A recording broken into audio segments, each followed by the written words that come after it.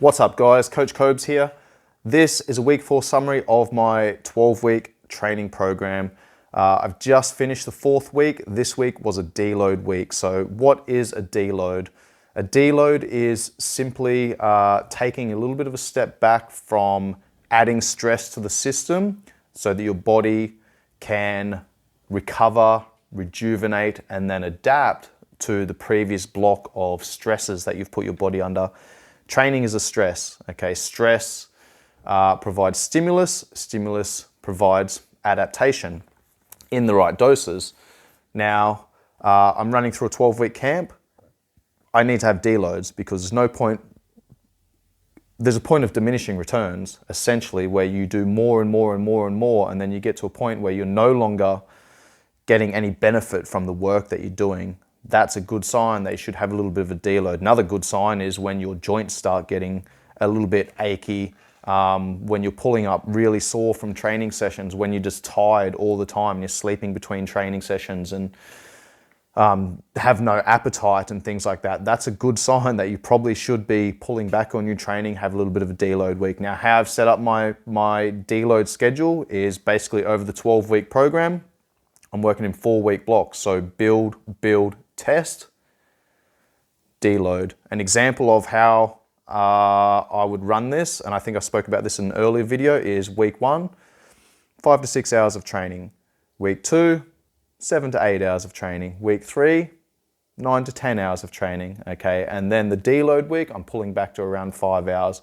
Now the deload work, it's not hard work. It's more about the recovery aspect because we can only do more work once we recover from the previous work. So that deload week, the emphasis is on that recovery and doing more accessory work that's going to shore up your joints and ensure that you're getting adequate rest, recovery from the systems that you've damaged over the last couple of weeks, but you can still get some benefit from, different exercises, different accessories that is going to help strengthen and improve your main work. So in this video, I'll give you an example of the accessory work that I've done across this week, which has been my deload week. Next week, I'll share with you guys what I'm doing with in terms of my skill work, how I'm going to start layering that as I approach my fight, which I'm looking at the 27th of May at BBQ Beatdown Tiger Muay Thai. If you're in Phuket, come and check it out. Let's get over to this video. So I got to the gym about 35-40 minutes early, just kind of loosened up a little bit, did some stretches, and then started with some activation work for the ankle, knee, hip complexes. Link those joints together through different positions, different ranges that they don't normally work together. Integrate the systems,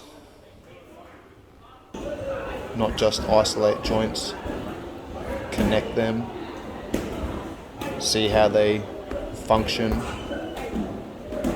with one another in different positions that they may not necessarily find themselves in too often, because that's typically where we get injured. So the point of the deload is to recover and provide the correct stimulus, because there's a dose-response relationship. So the stimulus I was creating before was stability and strength in different positions, different joint angles. Now the stimulus I'm providing is elasticity. So there's a reason I'm doing everything. Every exercise has a desired intent and outcome, and then how I apply it is what determines what you get from it. So now the focus is on balance, stability, control, timing, accuracy. Once I've got that movement, I feel dialed in, I start adding complexity like speed. rhythm.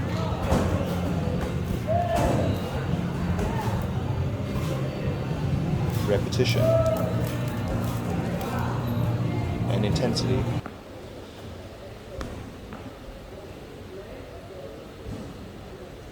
A little bit of hand-eye coordination work here. Throwing right-handed, throwing left-handed, choosing a target. 3 throws each hand, step back, repeat. This is about dexterity. It's about nice, fine little movements, similar to what you would be doing in mixed martial arts. Throwing a punch, transfer of weight, balance, coordination, timing, accuracy, again, skills that need to be trained.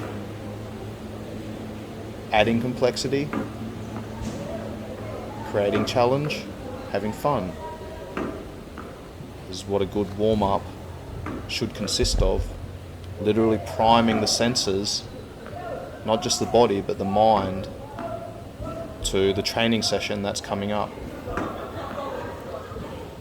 Most people fuck around with a warm-up and do some of these and some of these and just kind of go through the motions because they're not looking at the warm-up. They're looking at a warm-up as a warm-up. They're not looking at it as a priming session.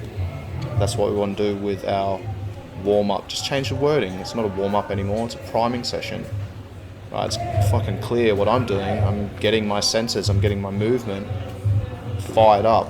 I'm replicating and ramping up into my training session. Ramp, that's another one. Raise, activate, mobilize, potentiate. You know, this is the stuff that I'm doing. Raise, boom, going through that activation work at the start, creating that stability so I've got a fucking solid, stable platform to be able to produce force from.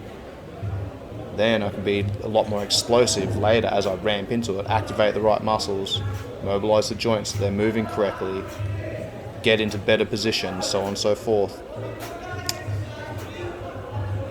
Then start elevating senses.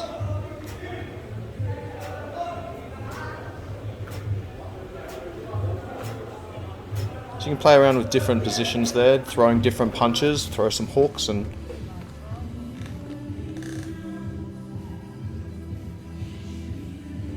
add complexity. Obviously the more, but you need to work in line with what your skill set is.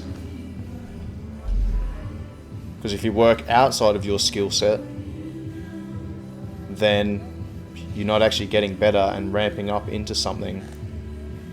You just,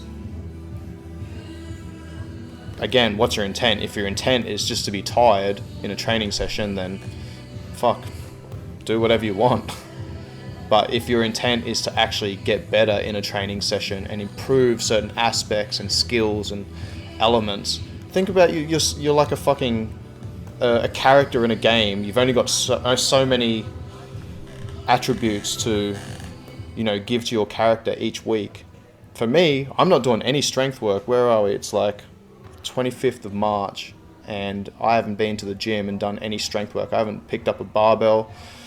Maybe played around with the barbell a few times with Turkish get-ups and things like that, but other than that, like, I haven't been doing any heavy lifting. I'm strong from fucking 20 years of training, playing rugby, being explosive.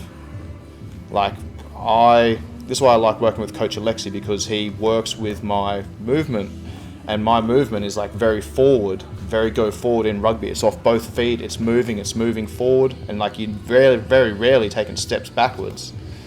So sometimes I find myself with conventional boxing getting off balance. But Alexi's been really good with seeing my style and adapting his training to, and his methods. He's still teaching me the finer points of boxing, which I really appreciate, but he's like not trying to fit a square peg in a round hole. He's very good at adapting, so I'm looking forward to working with him. And yeah, as I mentioned before, I'll be sharing with you guys what I'm doing with my training over the next couple of weeks. Let's go. Thanks for tuning in, guys. Let me know in the comments if there's anything in particular that you'd like to know more about in terms of my 12-week periodized training program as I prepare to fight before I turn 38. Make sure you ring that bell, hit that like and subscribe buttons so you get notified every time an episode drops each Saturday. Much love, guys. Peace.